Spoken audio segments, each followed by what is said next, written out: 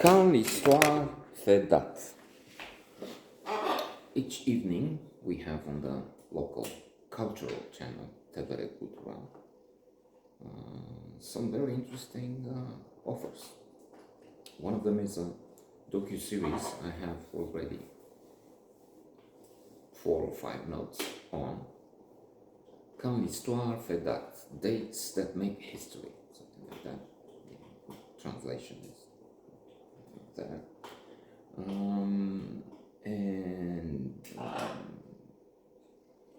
The excellent historians are very creative, not in inventing historical dates. Of course, we have this problem that history has a lot of blank spaces. We don't know whether it was it's written by the winners, and thus this was a terminal. The father of history, Herodot, was also called the father of lies, because who was it? Thucydides, or one other great historian, really explained. He put words on the page, if you will, because that's what must have been something. And then you have myths, of course, the number one mystery novel on the Crime Writers Association list, the writers of mystery novels in Britain. And then in America it's on for the British Association, it's number one, the book I'm going to tell you about. For the Americans it's number 12, so still impressive success with the experts. So it's The Daughter of Time, Josephine Fait. She looks through the detective the landmark, the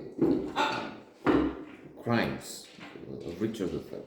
And we discover, reading the book, that it's not true, it's a myth, that this was a monster. No. So we have that thing, so the fabrications. The Boston Massacre was not a massacre. And let's come to one episode in particular that was aired recently. And this regards the American Revolution and some aspects in that history which are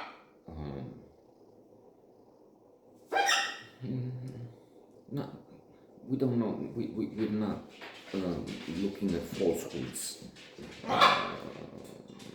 generally, but there are, again, mystic facts that they insist on some aspects and not the others. And indeed, I've read a book on caste, on different aspects of history and present day life, the way it's distorted, disregarded, honored in the wrong way. And for instance, the Civil War in America. They have some candidates for the presidency now that one of them has been caught in the wrong, offside for soccer, because she was asked about the Civil War and she failed to mention as reason slavery. So there was a problem of slavery, which is also pointed out in this episode I'm supposed to talk about, but I just fall on the side always. Slavery, okay, so independence, equal rights, but then slaves and slave owners among the founders, Washington, Jefferson,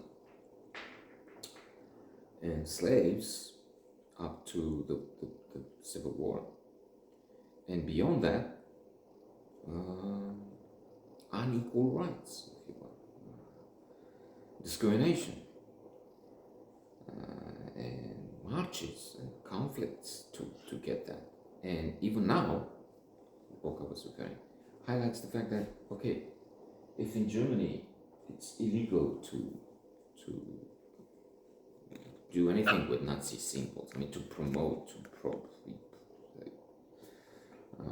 use propaganda to so much. Okay, they paved Hitler's tomb. Well, in America, they have monuments dedicated to those who fought on the wrong side, if you will. In the Civil War, they have streets named many. So, as if Germany would honor the Nazis. Anyway, there's a very unsavory situation there. They have this thing in the past, and of course, the genocide of Native Americans. It's between 7 and 8 million, if I remember correctly, lived in an area not far from the East Coast. The white men massacred them to get land. Then the issue of blacks fighting for the independence. But then some with the British, because they hoped they will get freedom from slavery, which they didn't from the Americans. I mean, southern states